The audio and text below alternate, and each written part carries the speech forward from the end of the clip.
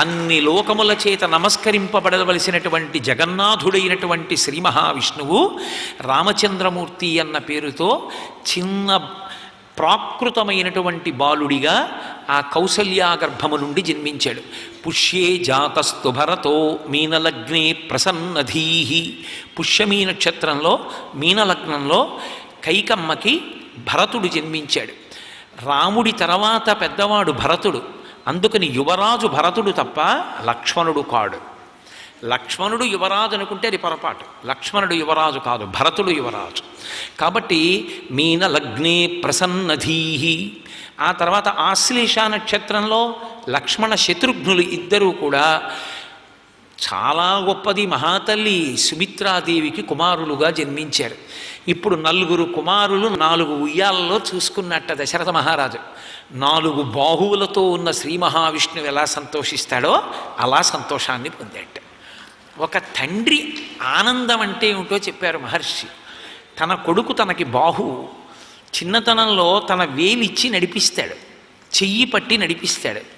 అదే తండ్రి పెద్దవాడైపోయిన తర్వాత కొడుకు నాన్నగారండి అని చెయ్యి పట్టుకుని నడిపిస్తాడు. ఐశ్వర్యములలోకెల్లా ఐశ్వర్యం ఏది అంటే పుత్రగాత్ర పరిష్వంగం. ఎంత బాధలో ఉన్నా ఆ కొడుకు కనపడేటప్పటికీ వాడిని కౌగిలించుకుంటే తండ్రి ఎంత తృప్తిని పొందుతాడో, ఎంత ఆనందాన్ని పొందుతాడో.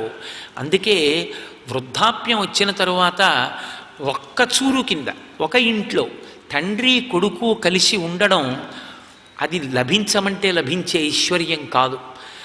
ధర్మం తెలుసున్న వాళ్ళు కొడుకు నుంచి దూరంగా ఉండడానికి ఇష్టపడరు. ఒక వయసు వచ్చేసిన తరువాత ఆ కొడుకుతో కలిసి ఉండడంలో ఉండేటటువంటి ఆనందం అటువంటిది.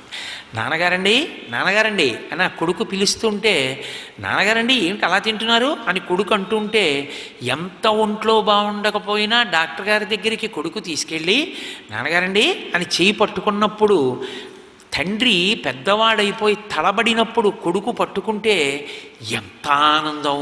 కొడుకు స్పర్శ అటువంటిది. వేదం ఉత్తినే పెట్టలేదు. ఆత్మా వై పుత్రనామాసి. తన ఆత్మ తన తేజస్సు కొడుకుగా భూమి మీద తిరుగుతూ ఉంటుంది. ఆ కొడుకుని చూసుకునేటప్పటికీ అంత తృప్తిని పొందుతాడు.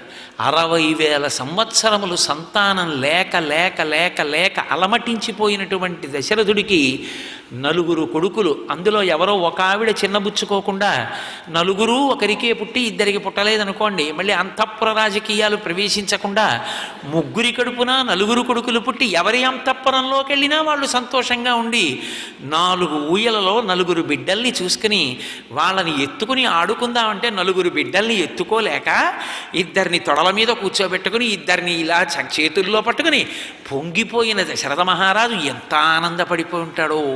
అసలు ఇంకా సింహాసనమా రాజ్య పరిపాలనమా? లేక లేక దొరికినటువంటి పెన్నిధి.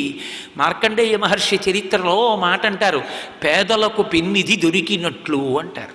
కొడుకు పుట్టినప్పుడు తండ్రి పొందే ఆనందం ఎలా ఉంటుందంటేట, పరమ పేదవాడికి పెద్ద పెన్నిధి దొరికినంత సంతోషిస్తాడు. అంతా పొంగిపోయాడు. ఆ పిల్లలు పెద్దవాళ్ళు అవుతున్నారు.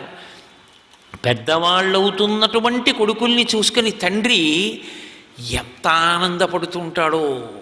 వాళ్ళు వచ్చిరాని మాటలు మాట్లాడుతుంటే పోతన గారు భాగవతంలో అంటారు, తనయుల సంభాషణములు జనకులకున్ కర్ణయుగళి సద్భూషణములు అంటారు. తండ్రికి చెవులకు పెట్టుకోని ఆభరణాలు ఏమిటంటేట, కార్యాలయంలో పనిచేసి ఇంటికి తిరిగి వచ్చేటప్పటికి భార్య ఏమండి ఏమండి మనవాడు గోవిందా అంటున్నాడు అంటే ఏది అనమనం అని ఆ చొక్కా అవి విప్పి తగిల్చుకుంటుంటే చిక్కానికి ఆ పిల్లాన్ని ఏది నాన్నగారికి చెప్పు గోవిందా గోయిందా అని ఇలా పెడుతుంటే చేతులు వదిలేస్తే వాడిని గోవిందా గోయిందా అని అమ్మన్నప్పుడు వాడు ఇలా పెట్టాడు అనుకోండి, ఆ తండ్రి మురిసిపోయి ఇంత తను పడిన కష్టాన్ని మర్చిపోతాడు. అందుకే జనకులకు కర్ణయుగళి సద్భూషణములు అన్నాడు. తనయుల సంభాషణములు. ఆ తండ్రికి ఆ వచ్చిరాని మాటలతో పిల్లలు మాట్లాడుతుంటే మురిసిపోతాడు తండ్రి.